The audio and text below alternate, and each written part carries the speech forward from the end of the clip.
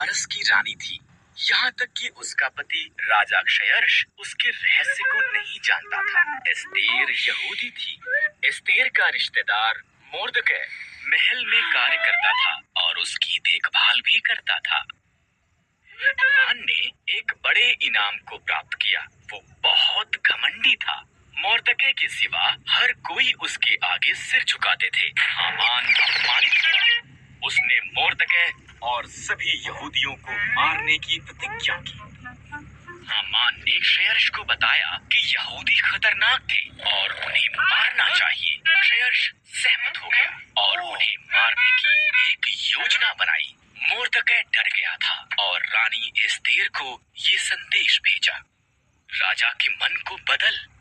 Mordecai ने कहा, अगर मैं उसके निमंत्रण के बिना जाऊं तो वो मुझे भी मार देगा। एस्तेर ने जवाब दिया, शायद तो इसी पल के लिए रानी बनाई गई थी। मोर्दकै ने कहा।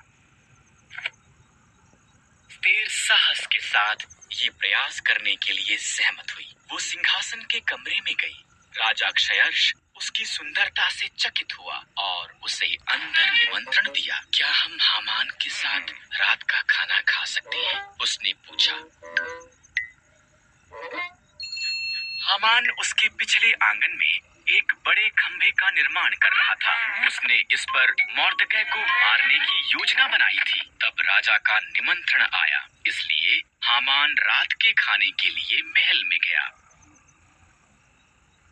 एक मनुष्य मुझे और मेरे लोगों यहूदियों को मारना चाहता है, एस्तेर ने राजा क्षयर्ष को बताया। कौन ऐसी बात करेगा? उसने पूछा। दुष्ट हामान, एस्तेर रोई। हामान, सिपाहियों, उसे मार दो। इस तरह हामान उसी खंभे पर टांग दिया गया जो उसने मोर्दकै के लिए निर्माण किया था। एस्तेर के कारण यहूदी बचाए गए थे। उन्होंने एक बड़ा त्योहार मनाया जिसका वो आज तक भी जश्न मनाते हैं।